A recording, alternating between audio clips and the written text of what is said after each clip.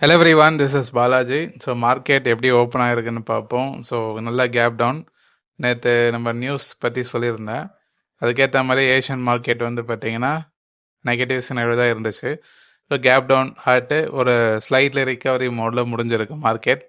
இருப்பினும் இந்த பேச்சுவார்த்தை பெரிய லெவலில் வெற்றி பெறாதனால இப்போ யூஎஸ் தரப்பில் கண்டிப்பாக கடுப்பில் தான் இருப்பாங்க. இவங்க வந்து இப்போ ரெக்கார்ட் பண்ணுற டைம் வந்து 7:50.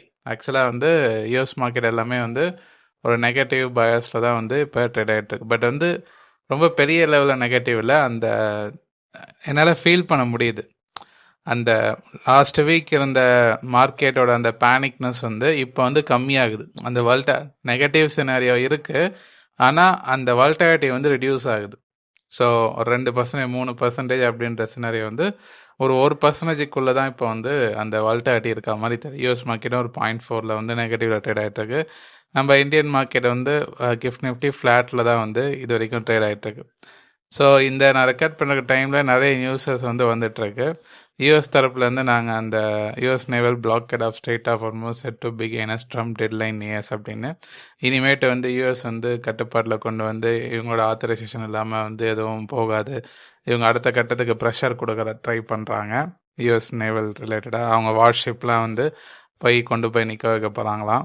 ஸோ இந்த மாதிரி நிறைய நியூஸஸ்லாம் வருது. இது வந்து எந்த அளவுக்கு அடுத்த கட்டத்துக்கு இம்பேக்ட் பண்ணும் அப்படின்றது. இந்த நாட்டோ அமைப்பு வந்து பார்த்திங்கன்னா நாடுகள் எல்லாமே இவங்களுக்கு ஃபேவராக இல்லை யூஎஸ் தரப்பில். ஸோ எல்லாமே வந்து ஒரு அகேன்ஸ்டாக இருக்குதுன்னு சொல்லலாம். பட் இது ஒரு டென்ஷன் க்ரியேட் ஆகுது. ஆனால் ஸ்டாக் மார்க்கெட்டை வந்து எந்த அளவுக்கு அஃபெக்ட் பண்ணுது அப்படின்னு பார்க்கும்போது, நான் லாஸ்ட் வீக் பார்க்கும்போது உங்களுக்கு அந்த பேனிக்னஸ் வந்து ரொம்ப அதிகமாக இருந்தது மார்க்கெட்டில்.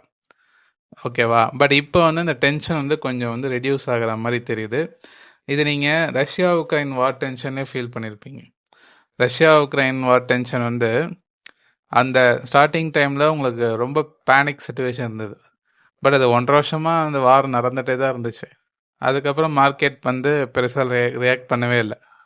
ஏன் நம்ம இந்தியா பாகிஸ்தான் வாருக்கு வருமே, உலக நாட்டில் நேற்று கமெண்ட் பண்ணியிருந்தார், நம்ம இந்தியன் ஸ்டாக் மார்க்கெட் ரொம்ப வீக்காக இருக்குது, உலகத்தில் எந்த பிரச்சனை இருந்தாலும் நம்ம இந்தியன் மார்க்கெட் வந்து உடனே கேப் டவுன் ஆகுது அப்படின்னு. அப்படி கிடையாது. அதாவது எக்கனாமிக்கலாக வெல் டெவலப்டில் இருக்க டாப் கண்ட்ரிஸ் இருக்குது பார்த்தீங்களா, India, Russia, China, Germany. So மற்ற ஒரு டாப் 10 கண்ட்ரீஸ்குள்ளே ஏதாவது ஒரு இம்பேக்ட் இருந்தால் அந்த ஸ்டாக் மார்க்கெட்டு இம்பேக்ட் கொடுக்கும்போது அந்த குளோபலைசேஷனில் நம்ம இருக்கிறதுனால அந்த இம்பேக்ட் இப்போ கூட பார்த்தீங்கன்னா இஸ்ரேல் அம்மாஸ் வார் டென்ஷன் வந்துச்சு. அது வந்து நம்ம ஸ்டாக் மார்க்கெட்டை பெருசாக அஃபெக்ட் பண்ணல. பட் இப்போ யூஎஸோட தலையீடு இருக்கிறனால தான் வந்து டாப் கண்ட்ரிஸ் தலையீடு இருக்கனால தான் வந்து உங்களுக்கு இப்போது அதை வந்து ஒரு பெருசாக பேசுகிறாங்களே தவிர, சின்ன கண்ட்ரிஸ்குள்ளே வார் நடந்தாலும் நம்ம இந்தியன் ஸ்டாக் மார்க்கெட்லாம் பெருசாக ஏன் நம்ம இந்தியா பாகிஸ்தான் வார் டென்ஷன்லேயே ஒரு 2 நாள் 3 நாள் தான் அக்ரெசிவாக இருந்தது. அதுக்கப்புறம் வந்து உங்களுக்கு ஸ்டாக் மார்க்கெட் மேலே போக ஆரம்பிச்சிருச்சு. ஓகே, இப்போ இந்த ஸ்ட்ரெய்ட் ஆஃப் ஹார்மோஸ் அதை கூட இந்தியன் கப்பல் வந்து கொஞ்சம் அனுப்பிட்டுருக்காங்க, இருந்தாலும் கூட குளோபல் டென்ஷனால நம்ம ஸ்டாக் மார்க்கெட் வந்து இம்பேக்ட் பண்ணுது. சரி, கதைக்கு வரேன். இப்போ மார்க்கெட் அடுத்த லெவலுக்கு என்ன ஆக போகுது அப்படின்னு பார்க்க போகிறோம்.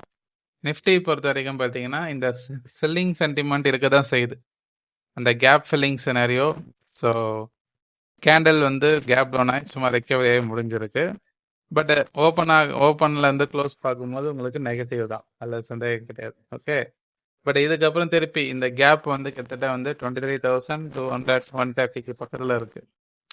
ஸோ இன்னும் நிஃப்டி வந்து இந்த செல்லிங் சென்டிமெண்ட்லேயே வந்து எனக்கு தெரிஞ்சு இந்த இடத்துல சைட்வேஸ் போயிட்டு அந்த செல்லிங் சென்டிமெண்ட் அந்த கேப்பை ஃபில் பண்ணாலும் ஓகே. ஒரே ஒரு விஷயம் என்னென்னா, மார்க்கெட் கொஞ்சம் ரெக்கவரி ஆகிற மாதிரி தான் தெரியுது என்னை பொறுத்த வரைக்கும். ஓகேவா?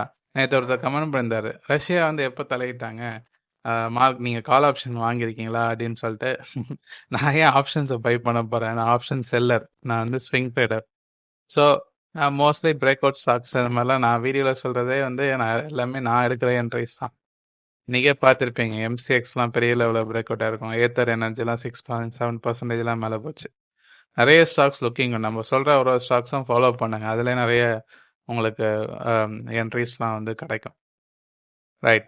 ஸோ நிஃப்டியை பொறுத்த வரைக்கும் பார்த்தீங்கன்னா இந்த சினாரியோ, இந்த ஆக்சுவலாக நான் இப்போ investing.comல இருக்கேன். ட்ரேடிங் வியூ வந்து உங்களுக்கு கொஞ்சம் இந்த லேக் இருக்குது கேண்டலில், சரியாக அப்டேட் ஆகலை, டேட்டா ஃபீட் ஆகுது, சம் ப்ராப்ளம். அதனால் இது பார்க்குறேன். இப்போ 24,068 66 அந்த லெவல். இந்த இடத்த உடைச்சதுன்னா கண்டினியூவாக நிஃப்டி வந்து அப் ட்ரெண்ட் ஆகும் என்னை பொறுத்த வரைக்கும்.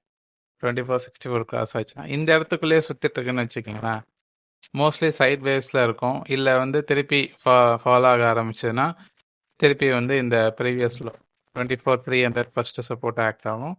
அதுக்கப்புறம் 24,180 to 200 அப்படின்றது செகண்ட் சப்போர்ட் ஆக்ட் ஆகும். ஸோ இன்னும் நாளைக்கு ஒரு 500 பாயிண்ட் கேப் டவுன் ஆச்சுன்னா திருப்பி அந்த சினாரியோ இந்த இடத்த வந்து டச் பண்ணிடும். ஸோ மோஸ்ட்லி மார்க்கெட் வந்து டவுன் ஆகிறதுக்கு அவாய்ட் பண்ணுற மாதிரி இருக்குது இன்ட்ராடேல. அந்த வார் டென்ஷன்னால செல்லிங் வருது, பட் இன்ட்ராடேல அது பெரிய லெவலில் பிரதிபலிக்கலன்றது இன்னைக்கு நான் அப்சர்வ் பண்ண சொல்கிறேன். ஸோ ஸ்டாக் ஸ்பெசிஃபிக்காக பார்க்கும்போது நிறைய ஸ்டாக்ஸ் வந்து மேலே போக ஆரம்பிச்சிருச்சு. நான் அப்கமிங் டேஸில் ஒரு ஸ்டாக்ஸை பற்றி நான் வந்து ஃபர்தராக சொல்கிறேன். ஓகே, ஸோ ஸ்டாக் ஸ்பெசிஃபிக்காக ஃபோக்கஸ் பண்ண ஆரம்பிங்க. மார்க்கெட் வந்து எனக்கு தெரிஞ்சு இந்த வார் டென்ஷன் கொஞ்சம் வாட் எவர் எது இருந்தாலும் கொஞ்சம் சார்ட் அவுட் ஆகிறதுக்கு, நார்மலைஸ் ஆகிறதுக்கு ட்ரை பண்ணுதுன்னு நினைக்கிறேன் மார்க்கெட். ஏன்னா நான் திருப்பி சொல்கிறேன், ஒரு நியூஸை திருப்பி வந்து அரைச்சமாகவே அரைச்சிக்கிட்டு பண்ணிக்கிட்டே இருந்தாங்கன்னா ஒரு கட்டத்துக்குமே மார்க்கெட் வந்து பெருசாக ரியாக்ட் பண்ணாது. அது எக்ஸாம்பிள் கோவிட் கிராஷ், அது அந்த டைமில் இருந்தவங்களுக்கு தெரியும். 2021 தான் இந்தியாவில் வந்து பார்த்திங்கன்னா பெரிய லெவலில் இறந்து போனாங்க கோவிடில். ஆனால் நம்ம இந்தியன் மார்க்கெட் 2020 அந்த ஒரு மாதம் தான் வந்து டவுன் ட்ரெண்டில் இருந்து கோவிட் ஃபால்னு சொல்லுவோம். 2021 அவ்வளோ பேர் இறந்துட்டு இருந்தாங்க இந்தியாவில் கொரோனா காலகட்டத்தில். ஆனால் அந்த செகண்ட் வேவ்ல சொன்னோம்ல, ஆனால் நம்ம Indian stock market up trend தான். ஓகே, ஸோ மார்க்கெட் வந்து டிஸ்கவுண்ட் எவ்ரி திங். ஸோ எனக்கு தெரிஞ்சு இது வந்து ஒரு நார்மலைஸ் ஆகிறதுக்கு ட்ரை பண்ணுது. எக்ஸ்பீரியன்ஸாக இருக்க பீப்புள் வந்து என்ன நினைக்கிறீங்கன்னு கமெண்ட் பண்ணுங்க.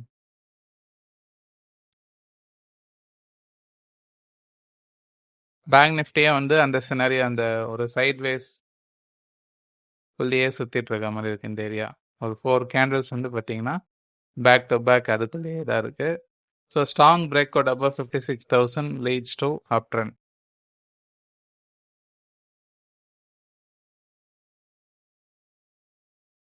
ஸோ எம்சிஎக்ஸ் வந்து ஒரு கிரேட் பிரேக் அவுட். ஸோ நான் வந்து இந்த ஸ்டாக்ல வாங்கியிருந்தேன், ப்ராஃபிட் பண்ணியிருந்தேன்.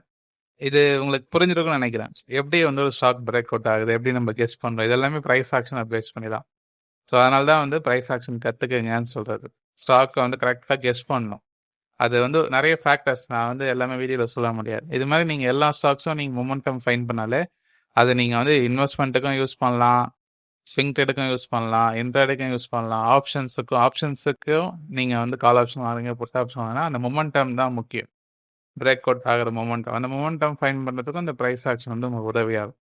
Okay, so looking good multi commodity exam. But இதுக்கு மேலே ரீட்டைன் ஆகுதான்னு பாருங்கள். 2716 மேலே ரீட்டைன் ஆனால் ஃபோக்கஸ் பண்ணலாம். ஹெச்டிஎஃப்சி பேங்க், ஹெச்டிஎஃப்சி ஆல்சோ அந்த இடத்துல வந்து ஒரு சின்ன ஒரு கேப் டவுன் ரிக்கவரி தெரியுது. ஸோ ஒரு சைட்வேஸ் மேனர் தான். 810 820 கிராஸ் ஆச்சுன்னா ட்ரெண்ட் ஆகும். நீங்கள் ரிலையன்ஸ் கொஞ்சம் ப்ராஃபிட் புக்கிங், கொஞ்சம் கேப் டவுன் 2%. ஆனால் இதுக்கு லோ உடைக்கல, இது வந்து ட்ரிபிள் பாட்டம் மாதிரி ட்ரை பண்ணுது. இந்த இடம் பார்ப்போம். இந்த இடத்துக்கு 1282க்கு கீழே போனால் தான் பிரச்சனை. இல்லைனா இங்கேருந்து திரும்பிச்சுன்னா ஒரு ட்ரிபிள் பாட்டம் ஆக்டிவேட் ஆகும். Will see.